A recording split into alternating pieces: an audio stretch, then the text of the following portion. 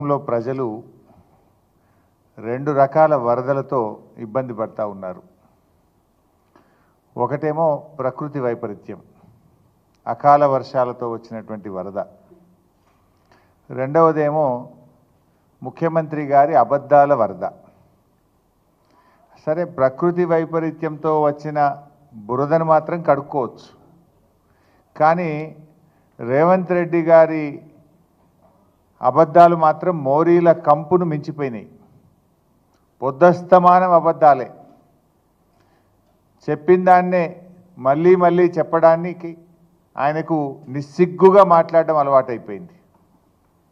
ఈ మధ్య ముఖ్యమంత్రి గారు ఎక్కడో మాట్లాడుకుంటూ నాకు కాకున్నా కనీసం నా కుర్చీ కన్నా మర్యాద ఇవ్వండి అని ఏడ్చినంత పనిచేసిండు రేవంత్ రెడ్డి గారు. మరి ఆ మర్యాద దక్కాలంటే నువ్వు మర్యాదగా వ్యవహరించాలి. నీ భాష మర్యాదగా ఉండాలి, నీ శైలి, నీ వ్యవహార శైలి మర్యాదగా ఉండాలి, నీ నడవడిక మర్యాదగా ఉండాలి. అప్పుడు నీ మర్యాద వస్తుంది. మాట్లాడేటివన్నీ బూతులు, చెప్పేవన్నీ అబద్ధాలు. ఇక మర్యాద రమ్మంటే ఆడికేలు వస్తుంది రేవంత్ రెడ్డి గారు నీకు? ఇవాళ మీరు చూస్తే ఈరోజు గాంధీ భవన్లో పిసిసి అధ్యక్ష పదవి బాధ్యతలు చేపట్టే సందర్భంగా రేవంత్ రెడ్డి గారు మాట్లాడిన భాష ఏందండి? ఆయన ఎన్ని అబద్ధాలు మాట్లాడిండు. నా గురించి పట్టుకొని ఏం భాష మాట్లాడిండో మీరందరూ కూడా చూశారు. తాటి చెట్టు అంతా పెరిగిండని, దూలమూల పెరిగిండని, దూడకున్నంత మెదడు లేదంటాడు, సన్యాసి అంటాడు, ఏడదాక్కున్నాడు అంటాడు. నాకు మాట్లాడరాకనా? నాకేమో కొంత మర్యాద, సంస్కారము ఎక్కడో అడ్డం వస్తూ ఉన్నాయి. నాకు అనరాదా? తాటి చెట్టు అంతా పెరిగినావంటే నువ్వు లిల్లీ పుట్టంతా లేవు అని నాకు అనరాదా? ఏంది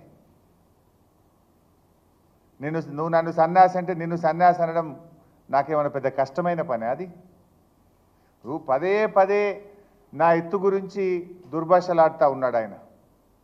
ఇప్పుడు నేను అనేది, నా ఎత్తు మీద నీకెందుకయ్యా అంత ఈర్ష? ఇప్పుడు మనం ఎంత ఎత్తు పెరగాలనో మన చేతులు ఉంటుందా? దేవుడిచ్చిన సృష్టి అది. మనం ఎంత ఎత్తు పెరగాలనేది మన చేతుల్లో ఉంటుందా? ఏమి అది భగవంతుడు ఇచ్చింది. నువ్వు ఎంతసేపు నా మీద ఏదో అసూయ పడుతున్నట్టు, హరీష్ అంత ఎత్తు పెరగలేదని ఇప్పటికి ఒక 20 సార్లు మాట్లాడుతీవి. ఏదో పోనీలే పోనీలే ఎందుకు పట్టించుకోవాలని నేను అనుకుంటున్నా. ఇప్పుడు నా గురించి ఎంత తిట్టినా, నా ఎత్తు గురించి నువ్వు ఎంత మాట్లాడినా, నువ్వు ఎంత దానిలాడినా ఇప్పుడు నా అంత ఎత్తు నువ్వు పెరగలేవు. అయిపోయింది నీ పని, నువ్వు పెరగలేవు, నువ్వు గంతే ఉంటావు. నా ఎత్తు గురించి ఆలోచించడం మానేసి రైతుల గురించి ఆలోచించండి ముఖ్యమంత్రి గారు. నేను పొడిగే తెలంగాణ ఉద్యమం నన్ను ఇంకింత పొడుగు చేసింది. కానీ నువ్వేంది? నీ బుద్ధి కురచ, నీ చరిత్ర కురచ, నీ భాష కురచ, నీ కురచతనం వల్ల కలిగిన ఆత్మన్యూన్యతా భావం వల్ల పదే పదే నువ్వు నా పొడుగు గురించి మాట్లాడి నీ విలువ నువ్వు తగ్గించుకుంటున్నావు. రేవంత్ రెడ్డి గారు బంద్ చేయి, ఊకే అవి చిల్లర మాటలు బంద్ చేసి రైతుల గురించి ఆలోచించు, రాష్ట్రం గురించి ఆలోచించు, ప్రజల గురించి ఆలోచించు, ప్రజలకు ఏం చేయాలనో ఆలోచించు. నేను తాటి చెట్టు అంతా ఎదిగినా అని మాట్లాడుతున్నావు. అవును, ఎదిగిన, తప్పేమున్నా? దేవుడు ఇచ్చిండు నాకు. నువ్వు వెంపల చెట్టు అంతా కూడా ఎదగలే కదా, నీకు దేవుడు గంతే ఇచ్చిండు. ఊకే దాని గురించి మాట్లాడితే ఏమొస్తుంది? ఒక ముఖ్యమంత్రిగా రాష్ట్రంలో ప్రజలకు మేలు చేయడం గురించి మాట్లాడు. నీకు ప్రజలు ఒక గొప్ప అవకాశం ఇచ్చిండ్రు, అది పనిలో రూపించు. ఇవాళ ఆయన మళ్ళీ మాట్లాడుతూ ఏమంటాడంటే, రుణమాఫీ నేను పూర్తి చేసినా అని మాట్లాడు. రుణమాఫీ నిజంగా జరిగిందా? నువ్వు ఏం చెప్పినావు? దేవుడి మీద ఒట్టిపెట్టి అటున్న సూర్యుడు ఇటు పొడిచినా, ఎవడున్నా ఎవడు లేకపోయినా 15 ఆగస్టు కల్లా రుణమాఫీ పూర్తి చేస్తా అన్నావు. అయిందా రుణమాఫీ? ఎందుకు చిల్లర మాటలు మాట్లాడుతున్నావు? ఏ ఊరికి పోదాం? నీ కొండారెడ్డిపల్లికి పోదాంపా. డేట్ చెప్పు, టైము చెప్పు, నేను వస్తా. నీ కొండారెడ్డిపల్లి చౌరస్తాలు అడుగుదాం. నీ ఊర్లో రుణమాఫీ అయిందేమో రైతుల్ని అడుగుదాంపా. లేదు, నేను చెప్తా. ఇగో నేను మా ఊర్లో నా నియోజకవర్గంలో తయారు చేయించిన సిద్దిపేట రూరల్ మండలం వెంకటాపూర్ గ్రామం ఇంటింటికి పంపించి నేను సర్వే చేయించిన. ఆ గ్రామంలో ఇప్పటి వరకు ఎంతమందికి రుణమాఫీ అయింది, ఎంత డబ్బు అయింది, ఎంతమందికి కాలేదు వివరాలు తెప్పించిన. వెంకటాపురం గ్రామం, సిద్దిపేట మండలం రుణమాఫీ జరిగింది 122 మందికి, జరగంది 82 మందికి రుణమాఫీ జరగలేదు. ఇందులో జరిగిన రుణమాఫీ ఎంత అంటే 1,13,74,552 రూపాయలు. జరగని డబ్బు ఎంత అంటే 1,05,40,645 రూపాయలు. 82 మందికి ఇంకా 1,05,40,645 రూపాయల రుణమాఫీ జరగవలసి ఉన్నది. నువ్వు జరిగింది అని నోరు పెద్దగా చేసుకున్నంత మాత్రాన, నోటికి వచ్చినట్టు మాట్లాడినంత మాత్రాన జరగదు కదా. నిజంగా రుణమాఫీ జరుగుంటే సురేందర్ రెడ్డి గారు అనే రైతు ఎందుకు ఆత్మహత్య చేసుకుంటాడు? ఆ రైతు ఆత్మహత్య కారణం నువ్వు, నీ ప్రభుత్వ విధానాలు, నీ ఫెయిల్యూర్. అది సురేందర్ రెడ్డి గారి ఆత్మహత్య ప్రభుత్వ హత్య. రేవంత్ రెడ్డి ముఖ్యమంత్రిగా ఫెయిల్యూర్ కావడం వల్ల జరిగిన హత్య అని నేను చెప్పక తప్పడం లేదు. నువ్వట ఇచ్చిన మాట నిలబెట్టుకున్నావు. ఆడ నిలబెట్టుకున్నావు? అయిందా రుణమాఫీ? రాష్ట్రంలో 42 లక్షల మంది రైతులకు 31,000 కోట్ల రూపాయల రుణమాఫీ జరిగేది ఉంటే మీరు చేసింది నీ ముఖానికి 17,000 కోట్లు. సగం మంది రైతులకు కూడా రుణమాఫీ చేయలేదా నువ్వే చెప్తున్నావు. ఇంకా నీ సిగ్గుగా నా గురించి మాట్లాడే నైతికత ఎక్కడిది? దొంగతనం చేసిన దొంగనే దొంగ దొంగ అన్నాడట. నువ్వు రైతుల్ని మోసం చేసింది నువ్వు, మాట తప్పింది నువ్వు, రుణమాఫీ చెయ్యంది నువ్వు, ఇంకా నా గురించి మాట్లాడతావా? నన్ను పట్టుకొని సన్యాసి, ఏం మాట నిలబెట్టుకున్నావు సన్యాసి అని నేను అనరాదైంది. నాకు మాట తప్పిన సన్యాసి, మోసం చేసిన సన్యాసి అని 100 సార్లు అనగలుగుతాను నిన్ను. కానీ నాకు సంస్కారం ఉన్నది. నువ్వు ఎన్ని అబద్ధాలు ఆడినావు. ఈయనట అన్ని మాటలు నిలబెట్టుకున్నాడట. ఏం చెప్పినావు నీ మేనిఫెస్టోలో? 100 రోజుల్లో 6 గ్యారెంటీలు అమలు చేస్తా అని మాట తప్పిన సన్నాసివి నువ్వు కాదా? డిసెంబర్లో ఇందిరమ్మ రాజ్యం వస్తుంది, 4,000 పింఛన్ ఇస్తావా, నీ మన్మడు కాళ్ళు ఒత్తుతాడని చెప్పి ఓట్లేయించుకొని మోసం చేసిన సన్నాసివి నువ్వు కాదా? ఇచ్చినవా 4,000 పింఛన్? మహిళలకు 2,500 రూపాయలు ఇచ్చినవా? 100 రోజుల్లో 2,500 రూపాయలు ఇస్తా అని బాండ్ పేపర్ల మీద రాసి అక్క చెల్లెళ్ళ కాళ్ళేళ్ళ పట్టుకొని అధికారంలో కూర్చున్నాక అక్క చెల్లెల్ని మోసం చేసిన సన్నాసివి నువ్వు కాదా? విద్యార్థులకు 5 లక్షల భరోసా కార్డు ఇస్తా అని మోసం చేసిన సన్నాసివి నువ్వు కాదా? ఏడాదిలోగా 2 లక్షల ఉద్యోగాలు ఇస్తా అని నిరుద్యోగులను మోసం చేసిన సన్నాసివి నువ్వు కాదా? ఇట్లా చెప్పాలంటే చాలా ఉన్నాయి.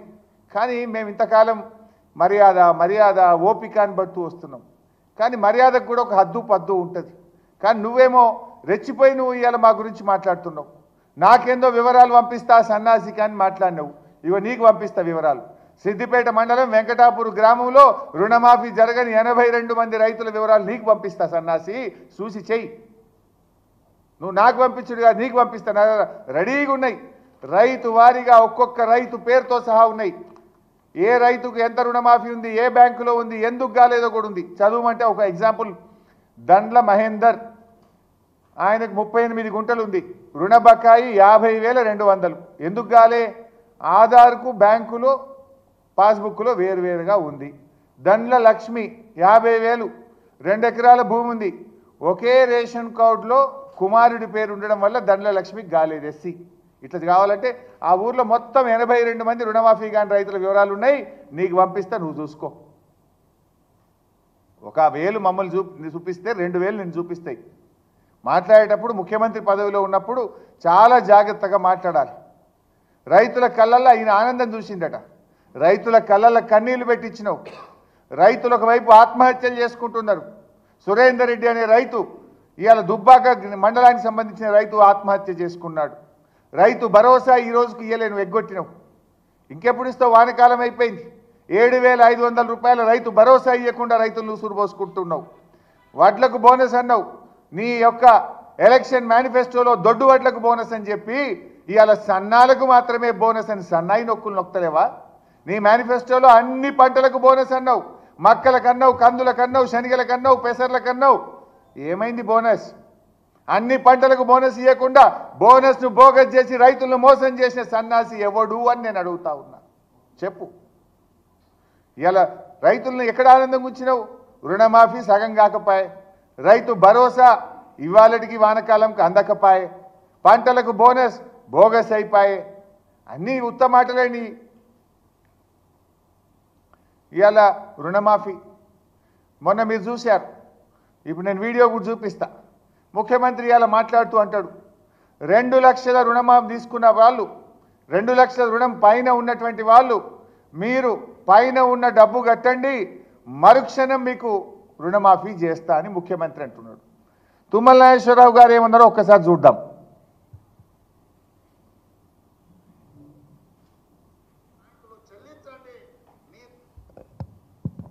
2 లక్షల పైన రుణమా ఉన్నవాళ్ళు 2 లక్షల పైన ఉన్న రుణాన్ని మీరు బ్యాంకులో చెల్లించండి. మీరు చెల్లించిన మరుక్షణం ఆ 2 లక్షల రూపాయలను కూడా మీ ఖాతాలో వేసే బాధ్యత మా ప్రభుత్వం తీసుకుంటుందని చెప్పి నేను ఆ రైతాంగానికి తెలియజేస్తున్నా. 2 లక్షల పైన ఉండేవాళ్ళు మనం చెప్పేదాకా కట్టొద్దని చెప్పి ఎప్పుడు మనం డబ్బులు రాగానే కట్టమంటే ఆ రోజు వాళ్ళకి అకౌంట్లో వేస్తాం. లేదా ఇప్పుడే కట్టి నేను కట్టి 10 రోజులు అవుతుంది నాకు వేయలేదు మరి మమ్మల్ని తిడతారు. ముఖ్యమంత్రి ఏమో 2 లక్షల పైన రుణం ఉన్నోళ్ళు వెంటనే కట్టండి, మీరు కట్టిన మరుక్షణమే మాఫీ చేస్తా అని ముఖ్యమంత్రి చెప్తాడు. వ్యవసాయ మంత్రి ఏమంటుండు, తొందరపడి పైన ఉన్నోళ్ళు కట్టకురు భయ్, మీరు కట్టినాక మళ్ళీ ఇంక ఇయ్యలేదని మమ్మల్ని అంటారు, ఇప్పుడే కట్టకురు నేను చెప్పినప్పుడే కట్టుండని వ్యవసాయ మంత్రి అంటాడు. నీదేం క్యాబినెట్ మంత్రికి నీకే శుద్ధి లేదు. నీ మంత్రిదో మాట నీదో మాట. నువ్వేమో కట్టుమంటావు, నీ మంత్రి ఏమో కట్టకమంటాడు. నువ్వు కట్టుమన్నదే నిజమైతే నేను ఒక 5 పేర్లు చెప్తా. బొమ్మగారి రజిత, గ్రామం తడకమల్ల, 3,16,000 అప్పుంటే 1,16,000 రూపాయలు కట్టేసింది, నల్గొండ జిల్లా. మరి ఎప్పుడు ఇస్తావో చెప్పు. మరుక్షణం అన్నావు కదా రేవంత్ రెడ్డి, కట్టి 15 రోజులే. అట్లనే బచ్చు రంగయ్య 2,18,000 అప్పుంటే మిత్తితో సహా 2 లక్షల పైన 38,000 ఉందంటే 38,000 కట్టిండు. SBI ADB నల్లగొండ మిర్యాలగూడ మండలం. ఈయనకి ఎప్పుడు చేస్తావో చెప్పు. అలాగే మాలోతు ప్రసాద్ 2,04,918 రూపాయలు ఉంటే మీద 5,000 రూపాయలు కట్టిండు. దామరచెర్ల మండలం యూనియన్ బ్యాంకు కట్టి ఇప్పటికి 10 రోజులే. మరి మరుక్షణం నువ్వు అన్నట్టు రుణమాఫీ గాలే. అదేవిధంగా కమతం ఎల్లయ్య 3,20,000 ఉండే మిత్తితో సహా 1,30,000 కట్టమంటే SBI జిల్లాల బ్రాంచ్లో 1,30,000 కట్టిండు. కట్టి ఇవాళకి 15 రోజులే. నువ్వు అన్నట్టు మరుక్షణం రుణమాఫీ గాలే. సుష్మిత బక్రి చెప్పేయాల గ్రామం 3,01,846 ఉంది. మీద ఉన్నది వడ్డీతో సహా 1,30,000 కట్టిండు. SBI ADB సిద్దిపేట 2 సెప్టెంబర్ 2024 నాడు కట్టిండు. ఇవాళకి 13 రోజులు అయింది. నువ్వు అన్నట్టు మరుక్షణం రుణమాఫీ కాలే. ఇప్పుడు తుమ్మల నాగేశ్వరరావు చెప్పింది కరెక్టా, నువ్వు చెప్పింది కరెక్టా? కట్టంగానే మరుక్షణం చేస్తానో కదా. నేను ఉదాహరణకు ఒక 5 పేర్లు చెప్పిన, నల్గొండ 3, మా సిద్దిపేట 3 చెప్పిన. ఇంకా పంపమంటే మొత్తం పంపుతా. మరి చెయ్యి, మరుక్షణమే రుణమాఫీ చేస్తానో కదా, చెయ్యి. మాట మీద ఉండే మనిషివా లేకపోతే సన్నాసివా చెప్పు. ఇప్పుడు నువ్వు ఇప్పుడు చెప్పు, ఎవరు సన్నాసో ఎవరు రాజీనామా చేయాలనో నేను అడుగుతా ఉన్నా. ఏమంటాడు ఈ సన్నాసి ఏడ దాక్కున్నాడు అంటుండు. నేనట ఏడ దాక్కున్నానట. ఇవాళ స్పీచ్లో మాట్లాడుతుండు గాంధీ భవన్లో. రాజీనామా చేస్తా అన్న సన్నాసి ఏడ దాక్కున్నాడు అన్నాడు. ఏడ దాక్కున్నా? నీ గుండెల్లో దాక్కున్నా, నీ గుండెల్లో నిద్రపోతున్నా. నిన్ను నిద్ర పట్టనీయకుండా అనుక్షణం రుణమాఫీ గురించి గుర్తు చేస్తూ నీ మెడలు వంచి ఇలా సగం రుణమాఫీ చేయించిన రేవంత్ రెడ్డి మిగతా సగం రుణమాఫీ చేసేదాకా కూడా నీ వెంట పడుతూనే ఉంటా. యాడుంటా? నీ గుండెలో నిద్రపోతా. అడుగడుగులో నిన్ను గుర్తు చేస్తుంటా, అడుగడుగులో నిన్ను నిలదీస్తుంటా. రాష్ట్రంలో 42 లక్షల మందికి రుణమాఫీ జరిగేదాకా నీ గుండెల్లో నిద్రపోతా. ఏడవండుకున్నావు అంటున్నావు, ఏడవండుకున్నా? రోజు నీ వెంటనే పడుతున్నా. యాడిసి పెట్టండి నిన్ను. యాదాద్రి దేవుని దగ్గరికి పోయి కూడా నేను ఎక్స్పోజ్ చేసిన. ఇంకా మాట్లాడండి 4th సిటీ గురించి మాట్లాడుతుండ్రు. 4th సిటీ అసలు 4th సిటీ ఎక్కడదే? దాని గురించి చెప్పు జర, జాగెక్కడదో. ఫార్మా సిటీ కోసం ఈ దేశములోనే ఫార్మా హబ్గా ఇవాళ తెలంగాణ రాష్ట్రం ఉంది. ప్రపంచమే మన దిక్కు చూస్తుంది.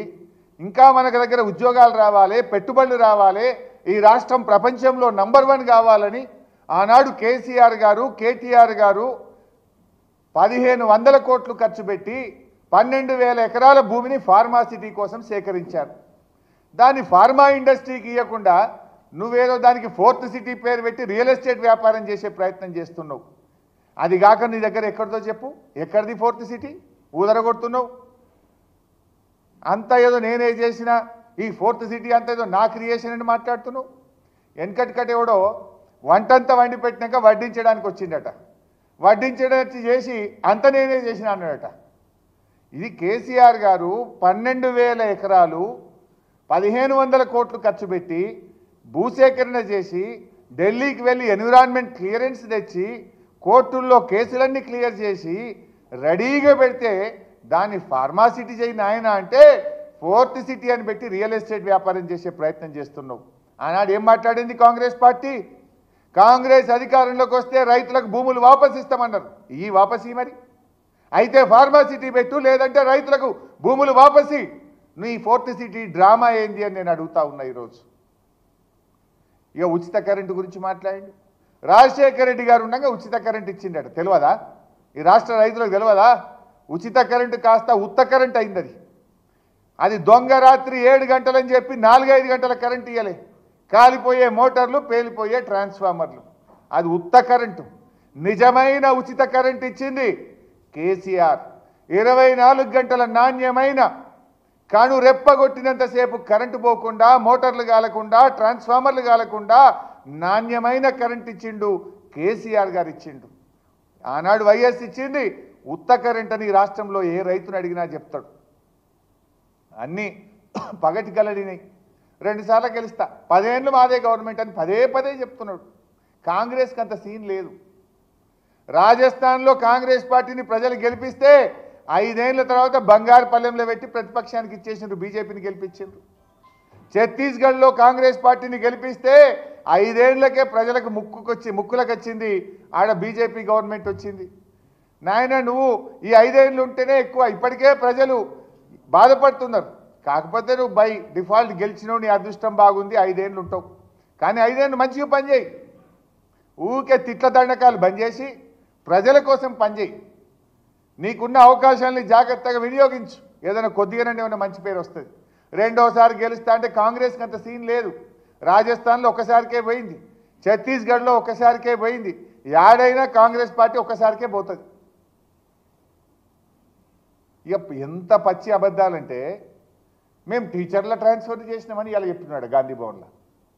18 ఏళ్ల కింద అయిందట టీచర్ ట్రాన్స్ఫర్లు. 18 ఏళ్ళలో టీచర్ ట్రాన్స్ఫరే కాలేదట. ఇక రేవంత్ రెడ్డి వచ్చి 18 ఏళ్ల తర్వాత ఇప్పుడే ట్రాన్స్ఫర్లు చేసినా అని మాట్లాడుతుండు. అబద్ధాలు ఆడడానికి సిగ్గుండాలి. 2018లో కేసీఆర్ గారు ప్రభుత్వం ఈ రాష్ట్రంలో ఉపాధ్యాయుల బదిలీలు చేసింది నిజం కాదా రేవంత్ రెడ్డి అని నేను అడుగుతా ఉన్నా. 2018లో general transfers for teachers KCR గారు ప్రభుత్వం చేసింది. నీకెవడో ఆ స్క్రిప్ట్ రైటర్ చక్కగా లేడు. ఆ ముఖ్యమంత్రి పదవి ఇజ్జత్ నువ్వే తీసుకుంటున్నావు. ఇట్లా అబద్ధాలు ఆడితే టీచర్లు ఏమనుకుంటారు? టీవీలో చూసిన టీచర్లు ఏమనుకోవాలి? 18 ఏళ్ల కింద ట్రాన్స్ఫర్ అయింది, ఇప్పుడు నేనే చేసిన అంటే టీవీలలో చూసిన టీచర్లు నేను ఏమనుకుంటారు? నీ పరువు నువ్వు తీసుకున్నట్టు కాదా? నీ గౌరవం నువ్వు దగ్గించుకున్నట్టు కాదా? నీ దగ్గించుకుంటే దగ్గించుకున్నావు నాయన, కుర్చీ గౌరవం పోతుందని మాకు బాధ కలుగుతూ ఉంది. ఇక ఉచిత కరెంటు గురించి, స్కూళ్ళకి ఇప్పుడే ఉచిత కరెంట్ వచ్చిందట. అంతకుముందు కరెంటే లేదట స్కూళ్ళల్లో. అడుగుపోయి ఏ స్కూల్లో పోయి అడుగుతావో. అంతకుముందు కరెంటే లేదట, కంప్యూటర్లన్నీ మూలకు పడ్డాయట. ఇక ఇప్పుడు రేవంత్ రెడ్డి వచ్చే స్కూళ్ళకు ఉచిత కరెంట్ ఇచ్చిందట. కేసీఆర్ గారు ఉన్న అంతకుముందున్న ప్రభుత్వాలు స్కూళ్లకు గ్రాంట్ ఇచ్చిండ్రు, స్కూల్ హెడ్ మాస్టర్లు కరెంటు బిల్లు కట్టిండ్రు. నువ్వు గ్రాంట్ బంద్ చేసినావు, డైరెక్ట్ కరెంట్ వాళ్ళకి కడుతున్నావు, గంతే తేడా. కేసీఆర్ స్కూళ్ళకి ఇచ్చిండు, స్కూల్ వాళ్ళు కరెంట్ బిల్లు కట్టిండ్రు. నువ్వు స్కూళ్ళకి ఇచ్చుడు బంద్ పెట్టినావు, కరెంట్ వాళ్ళకి కడుతున్నావు. గాదానికి ఏదో నేనేందో ఉచిత కరెంట్ ఇచ్చినా, ఇక గతంలో లేనే లేదు, ఇప్పుడే కొత్తగా స్కూళ్ళకి కరెంట్ ఇచ్చింది అన్నట్టు బిల్డప్ ఇవ్వబట్టివి నువ్వు. ఇవాళ ఇంకో విషయం మీరు చూశారు. నిన్న మొన్న కాంగ్రెస్ పార్టీ ఆడుతున్న నాటకం స్పష్టంగా తెలిపోయింది. ఇవాళ రేవంత్ రెడ్డే దాడి చేపించిండు అని ఆయనే చెప్పిండు. మనోడే వాళ్ళ ఇంటికి పోయిండు అని చెప్పిండు. నేనే పంపినా అని చెప్పిండు రేవంత్ రెడ్డి. ఇప్పుడు ఏమవుతుంది? శ్రీధర్ బాబు ఏమో ఇద్దరు బీఆర్ఎస్ ఎమ్మెల్యేలే కొట్లాడుకున్నారని శ్రీధర్ బాబు అంటాడు. బట్టి విక్రమార్క ఉప ముఖ్యమంత్రి గారేమో ఇద్దరు బీఆర్ఎస్ ఎమ్మెల్యేలే కొట్లాడుకొని రాష్ట్రం పరువు తీస్తుండ్రు అంటాడు. రేవంత్ రెడ్డి నిన్న ఢిల్లీలో చిచ్చాట్లేమన్నాడు, గాంధీ బీఆర్ఎస్ఏ అన్నాడు. ఇవాళ ఏమంటాడు? గాంధీ భవన్లో చూడుండ్రు. ఇవాళ గాంధీ భవన్లో ఏమంటాడు? మనోడేనట. ఇక ఎవడు మనోడో ఈ పుణ్యాత్ముడు ఏం మాట్లాడతాడు? బీఆర్ఎస్ కు సంబంధించిన ఎమ్మెల్యే, నేను బీఆర్ఎస్ పార్టీ ఎమ్మెల్యేను, పబ్లిక్ అకౌంట్స్ కమిటీ చైర్మన్ నేను అని చెప్తే, ఇంకో బీఆర్ఎస్ పార్టీ ఎమ్మెల్యే వాళ్ళకి ఏదైనా మనస్పర్ధలు ఉంటే, మీ మనస్పర్ధలు మీకుంటే అక్కడ కాంగ్రెస్ పార్టీపై నెపం పొంది ప్రభుత్వానికి సంబంధించి ఇష్టరాజ్యంగా అడ్డగోలు మాట్లాడుతా ఉన్న వైనాన్ని ప్రజలందరూ కూడా గమనిస్తా ఉన్నారు. మన వాడొకడు వీడొకడు మోపాడు, వాళ్ళు వీళ్ళు వాళ్ళ చెంచాగాళ్ళు కార్యకర్తల మీద కేసులు పెట్టాలనో కార్యకర్తల మీద దాడులు చేస్తామనో ప్రయత్నం చేస్తారు. మన ఇంటికి వస్తామని చెప్పారు, కానీ మనోళ్ళే వాళ్ళ ఇంటికి పోయారు. చింతపండు అయినాక చెప్తారు మా ఇంటికి వచ్చి తన్నీరాయి. ఇప్పుడు ఏమంటుండ్రు రేవంత్ రెడ్డి? మనోళ్ళే వాళ్ళ ఇంటికి పోయి తన్నిండ్రు. మనోళ్ళు అంటే ఎవరు? పాపం ఇప్పుడు ఆయన గాంధీ గారు ఇంతకు ఎవరి వాడు? పొద్దుగాలనేమో బీఆర్ఎస్ అండ్రి, నిన్న ఢిల్లీలోనేమో బీఆర్ఎస్ అంటాడు రేవంత్ రెడ్డి, ఇవాళనేమో మావోడే అంటుండు, మనోడే అంటుండు, కాంగ్రెస్ వాడు అంటుండు. నా గరకానా ఘాట్కా అయిపోయినట్టుంది ఇది. అసలు ఇంతకు ఎవరి వాడు? అంటే ముఖ్యమంత్రి గారి మాటలు చూస్తుంటే తానే దాడి చేయించిన అని చెప్పకనే చెప్పిండు కదా రేవంత్ రెడ్డి గారు. మళ్ళీ పైకి వెళ్ళేమంటాడు, హైదరాబాద్ బ్రాండ్ ఇమేజ్ దెబ్బతింటుంది, ఇదో సన్నాయి నొక్కులు నొక్కుతాడు. మళ్ళా ఒక ముఖ్యమంత్రి మాట్లాడాల్సిన భాషన, ఒక రాష్ట్రాన్ని పరిపాలించే విధానమా ఇది? నిజంగా కేసీఆర్ గారు ఆ రోజు ఆలోచించుంటే 9.5 ఏళ్లలో ఏమైతుండే? కేసీఆర్ గారు చాలా నిబద్ధతతో ఈ రాష్ట్రాన్ని ముందుకు తీసుకుపోయిండు. నీలాగా ఇట్లా చేయలే. అదేవిధంగా ఇంకో అబద్ధం, రీజనల్ రింగ్ రోడ్. ఇవాళ ఆయన స్పీచ్లో చెప్తుండు, నేను కోమటిరెడ్డి వెంకటరెడ్డి గారు ఢిల్లీ చుట్టూ తిరిగినాం, కేంద్ర ప్రభుత్వాన్ని ఒప్పించినాం, ఇక మా చెమటలన్నీ గారిపోయినాయి, తెగ కష్టపడ్డాం, ఇక మేము రీజనల్ రింగ్ రోడ్ ఢిల్లీకి వెళ్ళి శాంక్షన్ చేయించుకొచ్చిన అంటాడు. ఈయనట శాంక్షన్ చేయించుకొచ్చిందట. ఏనమ్మా అబద్ధం అంటే జర అతికేటట్టు ఉండాలి.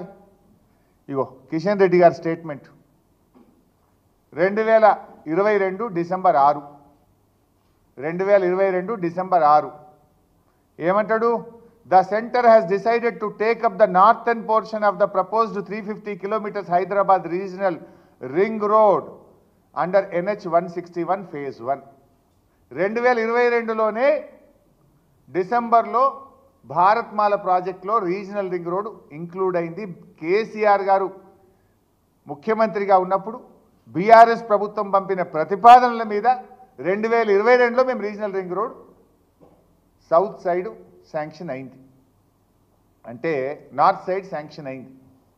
అంటే మీరు ఇప్పుడు సౌత్ సైడ్ నువ్వు చేయించు, మరి నార్థన్ సైడ్ శాంక్షన్ మేము చేయించినాం 2022లో.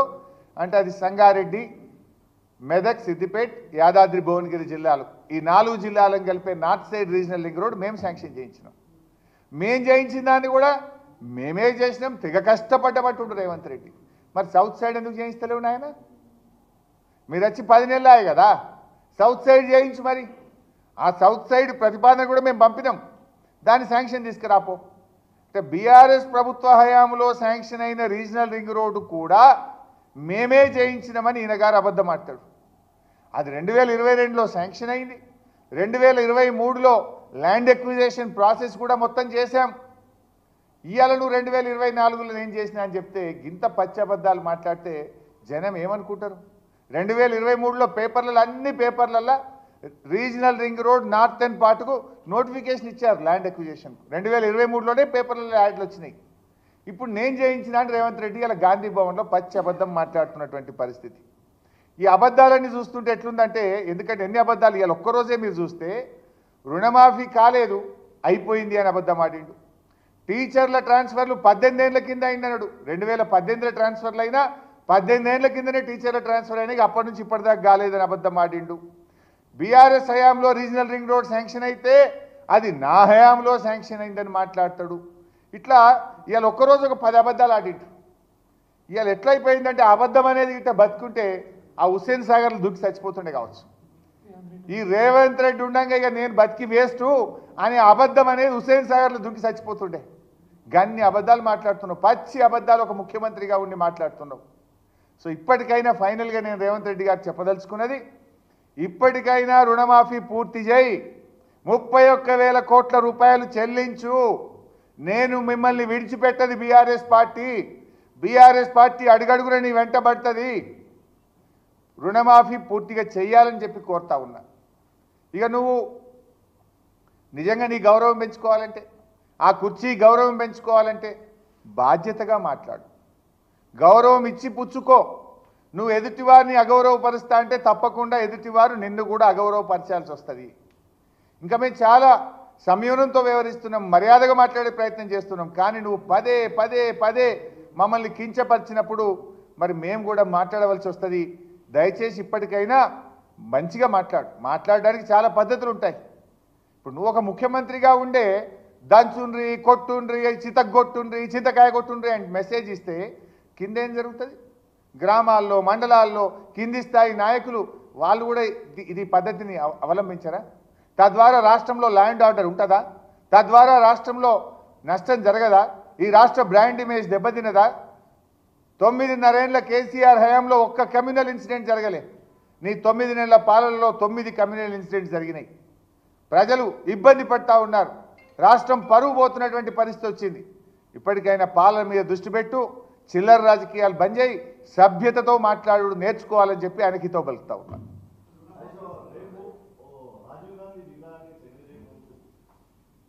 తప్పకుండా దాని మీద కూడా రేపు మాట్లాడతాం, ఎందుకంటే నా సబ్జెక్ట్ అంతా డైల్యూట్ అయితే దయచేసి ఇలా ఒక్కరోజు నన్ను క్షమించండి.